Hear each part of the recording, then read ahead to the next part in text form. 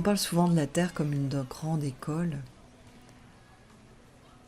mais en la voyant aussi comme une scène de spectacle, une scène de théâtre, dans laquelle nous jouons le rôle d'un comédien, d'un acteur, d'un comédien qui vient jouer le rôle de sa vie, qui est à la fois qui a à la fois le rôle primordial, le rôle principal dans le cadre du rôle de sa vie, mais qui aussi joue des rôles secondaires dans la vie des autres personnes. Un acteur aux multiples rôles, aux multiples facettes. Alors ces rôles, ces jeux de notre vie dont nous sommes porteurs et que nous venons jouer et qui se jouent le plus souvent à travers nous de manière inconsciente, on les met en lumière à travers le montage de la roue de naissance. Alors ces jeux, il y en a 44 principaux. 44 lames du tarot, 44 nombres de vie principaux, qui sont chacun reliés à un Medu Neger, à une conscience et énergie primordiale, divine. On appellerait, nous, un dieu. Donc l'histoire des dieux, l'histoire de ces mythes, comme on dit. Les mythes, c'est l'histoire des dieux, des déesses. En fait, nous racontent notre propre histoire. Ces mythes, ce sont les petits cailloux du petit pousset qui lui permettent de baliser sa route pour revenir chez lui. Eh bien, voilà, c'est ce que sont les mythes pour nous. L'histoire de ces dieux, de ces déesses, sont les petits cailloux sur notre route du retour à ce qui est, à la réalité. Ils nous permettent de sortir du rêve. En tout cas, c'est ainsi que nous le partage, nous le permet, nous le transmet la voix égyptienne à travers l'enseignement de vie, l'enseignement de Thoth, mais aussi à travers la lecture de notre roue de naissance et de nos roues de vie, de toutes nos roues de spirale de vie de notre âme. Notre roue de naissance véhicule des nombres de vie, chacun relié à une lame du tarot de vie, chacune reliée à un Neger, à une conscience énergie primordiale dont l'histoire nous est clairement expliquée dans le livre de vie, le livre de Thoth. Donc comprendre l'histoire des dieux nous permet de comprendre notre propre histoire.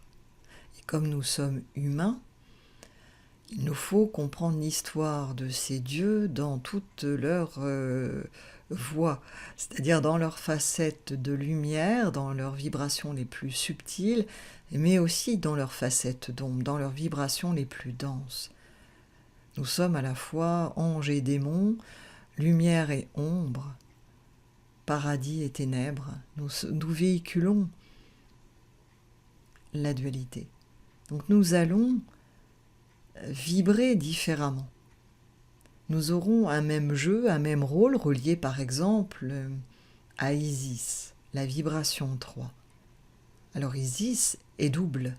Il y a Isis la noire, Isis la dorée. Mais dans chacune de ces deux Isis, il y a des vibrations denses et des vibrations subtiles.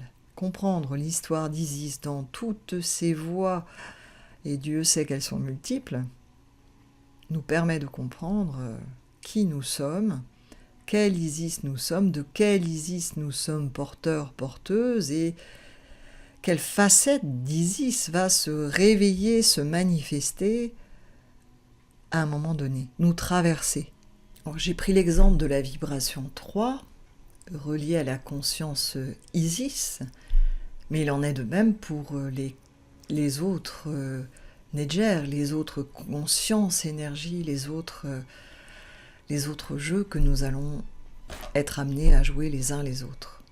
Dès l'instant où on réalise que le jeu que je suis en train de jouer, par exemple, un des jeux d'Isis, que je réalise que ce jeu ne m'appartient pas, n'est pas lié à moi. Il existe bien avant moi, bien indépendamment de qui je suis, en tout cas de qui je crois être. L'histoire d'Isis, on peut la lire, on peut y accéder à l'heure actuelle. Eh bien, ces histoires des dieux, on peut les lire, on peut les connaître. Donc, elles ne sont pas liées à vous. L'histoire de ces 44 vibrations, ces 44 nombres primordiaux, existe indépendamment de nous. Et nous sommes tous porteurs de ces vibrations, tous porteurs de ces histoires, mais qui sont agencées différemment selon chacun, qui se trouvent en des zones, des domaines différents, et que nous allons chacun jouer complètement différemment de notre voisin. C'est-à-dire que deux personnes nées le même jour, ayant la même date de naissance, ayant la même roue de naissance, n'auront pourtant pas la même vie. Parce que nous avons notre libre arbitre. Et notre libre arbitre peut intervenir de différentes manières. Et lorsqu'on réalise que ces jeux ne sont pas mes jeux, ne sont pas moi, alors que je m'identifie à ces réactions, à ces croyances, à ces certitudes, à ces manières d'agir, ces manières de réagir dans certains contextes, dans certaines situations, qui me donnent des aspirations, des désirs, des besoins, des nœuds à guérir, des douleurs, des espoirs. Lorsque je réalise que toutes ces histoires dont je suis porteur, porteuse, que je véhicule ne sont pas en fait mon histoire, mais des histoires qui se jouent à travers moi, la désidentification commence et je commence à me réveiller. En prenant conscience que mes histoires ne sont pas mes histoires. Les jeux que je joue ne sont pas mes jeux. Je n'agis pas. Je suis agi.